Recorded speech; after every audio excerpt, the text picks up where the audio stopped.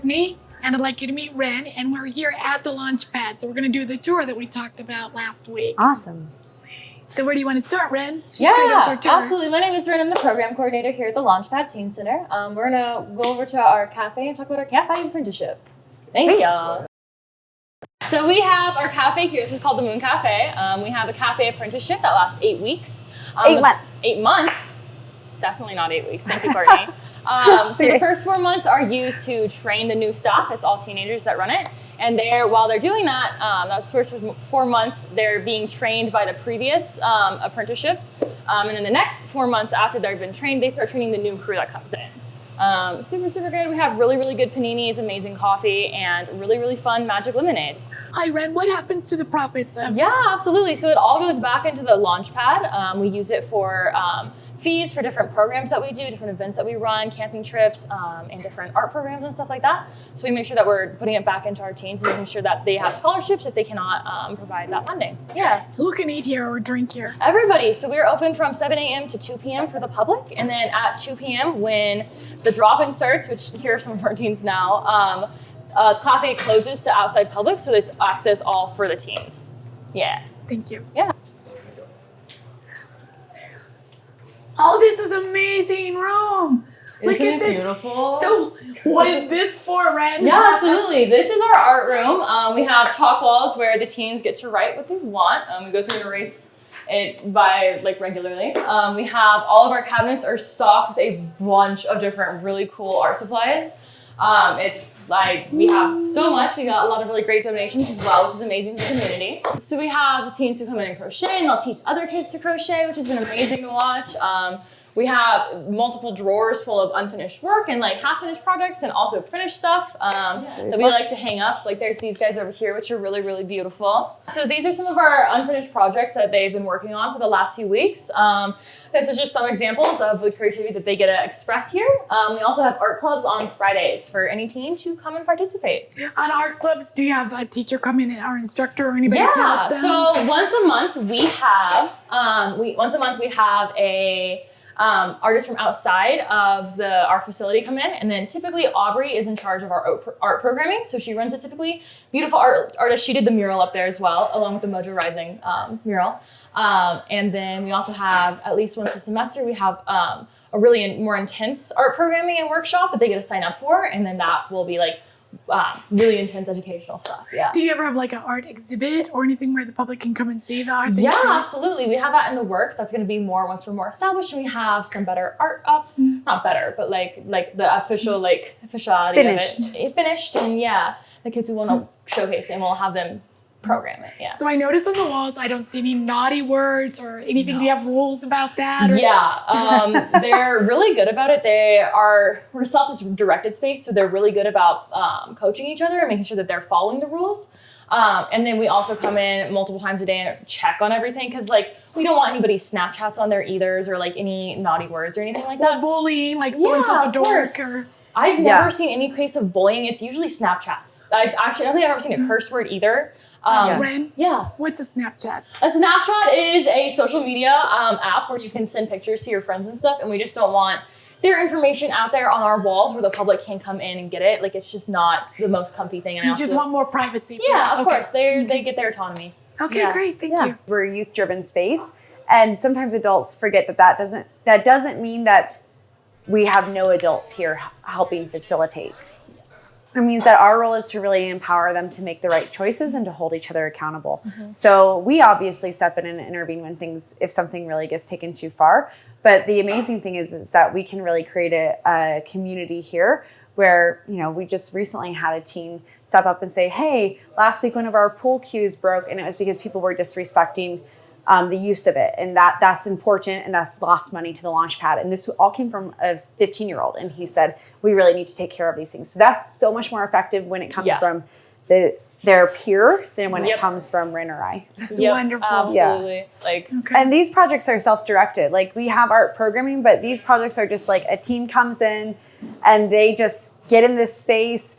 Sometimes they close the doors and they just get in the zone and start creating, and they help themselves to all the paints and all the brushes, and they're responsible for cleaning them up and washing them. And it's really their safe space they don't, all day long at school, they're asking, can I do this? do I have, or, am I allowed to do this? Yeah. And so we really want this to feel like this is your space to create. Open all the cabinets and drawers, see what you can find, get creative. So this is the music room. We have music club on Tuesdays after school during our drop-in hours. So they get to come in and jam out on whatever. Any other day of the week, they're also allowed to, but that's more structured time. Over the summer, we had a camp called Band Lab where we had two bands. I get the chills thinking about it. It was so good. We had two bands produce a set of songs over a week, and they ended up doing a concert at the end of the week, and it was incredible. I noticed it says, please shut the door when playing. So they come in here and play, and it's like soundproof room? Yeah, so it's not soundproofed yet. We are working on that. We have it. It's there. We're gonna get like all the big paneling, but right now the doors are sound barrier more than, yeah. So we're working on that one. Okay, great. Yeah, you can definitely, if you're working in the office, it's 2:30 when you start hearing the drums. Okay. You're like, And it's always the drums. school's out. And typically the kids already know how to play the instruments, or do they get lessons, or do they just come in Everything. and bang? We've got kids who have never played an instrument that come in and other teens teach them, or some of our staff who are musicians teach. And some of them just teach themselves, and a lot of them also have experience too. So it's a little mixture of everything. Okay, that's great. We will also be having musicians come in and do lessons with teens through different programming with us. So that'll be exciting. Oh, good. Okay. Yeah. Okay, so we're in a room, and I'm guessing maybe we play video games in here. Am I right? Yes, we definitely do. This is our game room. This is okay. So do they have to sign up on a list to take turns, or is it a high-use room, or how does it work? It is a high-use room. They pretty well self-regulate. They make sure to take turns and go in with each other and communicate. We have not had very many problems with it, and if something does come up, we handle it, and it's always gone over smoothly. And it's just communication skill Do they have building. like a maximum amount of time that they're allowed before the next person gets a turn, or that's It still depends regulated? on the game. It depends on how many people want to play. It's definitely like a self-organizing system between them and our staff. It just depends on the day, who's here, what they want to play, and like what's going on. They do have a lot of tournaments. Yes, we do have a lot We of had tournaments. a Mario Kart tournament or a Mario Smash Bros. Smash Bros. Smash Bros tournament. I don't know a lot about the video games, but that was a very popular event. Yeah. I noticed we have beanbag chairs to play our games. Yeah, Lovestock donated these actually. They are so awesome. very, and very comfortable. They're super comfy. Yeah. Now the games, they look pretty mild to me. Do you have the ones where you go shoot the cops, or the real violent stuff, or do we stay away from that? So we have a couple that are more fighting based, just so we can cater to those as well. Anything that we have in our space is mostly community playing. So first off, we don't let them talk to anybody online. That's a hard rule here. They are not allowed to talk to anybody on the internet. They have to be playing with people So we're in not this playing space. live. Okay. No, never. Yeah. And if they are, that is a conversation to be had with them. We definitely emphasize anything that you can play with multiple players and making sure that is emphasized. Most of our stuff is Nintendo. We do have a PS4 down there that has some more of there's a Fortnite game, and that people don't usually play it as much because it's not as Popular. It is popular, but you can't. It's not a community game. It's only one player, and it is so we steer away from that. Okay, so now we're upstairs in the facility, and you have lots of rooms. You want to kind of explain the rooms? Sure. So one of my favorite things about being upstairs is that we've got it's a mezzanine. So whenever we have a student performance going on, like a teen poetry night or music show, we can all stand up here. The room can be full down there, and it's just such a fun effect. But then also, this is kind of more of our quiet space up here to hang out. So in this room over here, we have free tutoring and academic mentorship. So any teen who needs help in schooling, they get assigned an academic mentor and a tutor, help bring their grades up.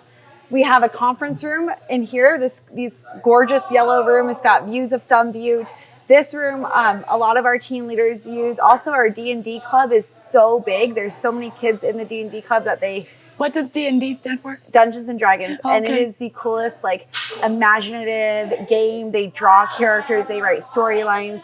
It's totally offline. So it's old school. It's got dice and drawing books and all kinds of cool stuff. So they use this room. And how many people can sit in there, if they're going to rent it as a if conference room? somebody rented it, we recently had 45 folks in here. So comfortably, $40. And how much does it cost to rent? For nonprofits, it's $40 an hour, and for businesses, it's $60 an hour. And all that revenue just goes right back into the teen center. Okay. It's got views of Thumb View. We have Wi-Fi set up. You can give an electronic presentation in there, hook your computer up to the TV, all that good stuff. Okay. Yeah, and then our teen leadership group, which is over 20 of them, they meet in this space, and they represent different schools in the area, and they do all of their work in here as well. And then, like student council? Kind of. So the purpose of the teen leadership group is they represent all the different area schools, and they're looking at issues that impact teens in the community. So it could be mental health, it could be suicide awareness, it could be getting outdoors more and unplugging from devices, disability awareness. So they do peer-to-peer education campaigns with the facilitation of adults. But they're really learning and getting trained on how to work with each other.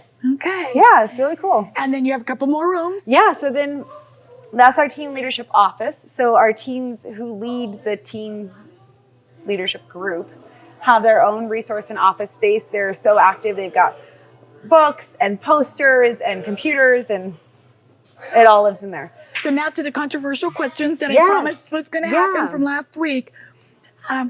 Some of the problems that the community has raised is their concerns that you're grooming, indoctrinating, some kind of social contagion by allowing, transvestites and stuff like that to come in. So what's your answer to that as to those concerns? So just like a public school, we are open to everybody. Mm-hmm. So any teen who wants to be here, the only thing that we don't tolerate is intolerance, is what we say. So any teen, no matter what their identity, we have kids who come from ranch land and are into bull riding. We have kids who are into the arts. We have kids who are LGBTQ. We have kids who are part of Youth Alive, which is a Christian group at the high school, and everybody, and they're all welcome in this space. So what I would say to the question of, are we grooming kids? No, we're accepting all kids. And our whole thing is adolescence is all about trying to figure out who you are. And we don't push kids in any direction. We just say, we're here for your journey. We're going to love you through the process and support you in whoever it is that you decide that you are. You are. Mm-hmm. And it's not even a decision. For some of them, it's just about owning who they are and feeling proud of who they are.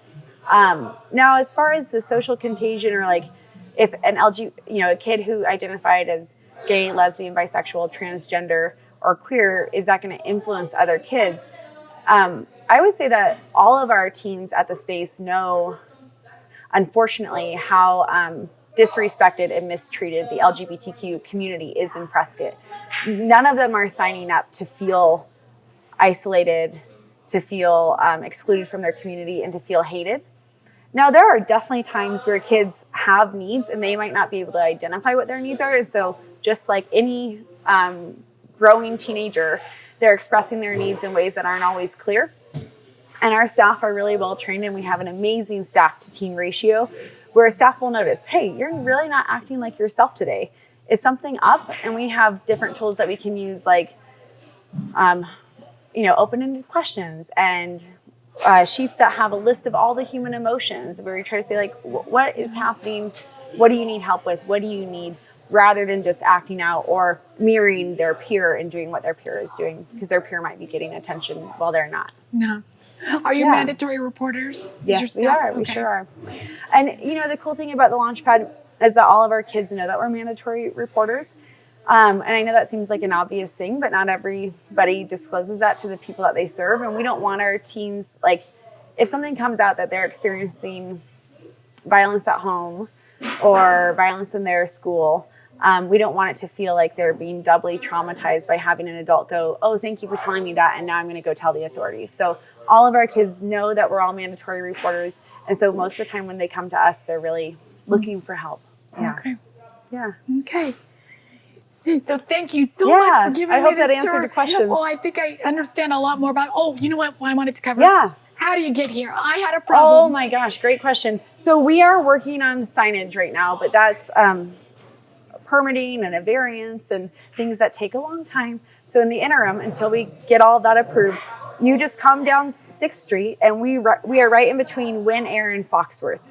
So you'll see a sign that says Captain CrossFit. That's like a permanent sign. Underneath that is a sandwich board sign that says the Launch Pad and the Moon Cafe.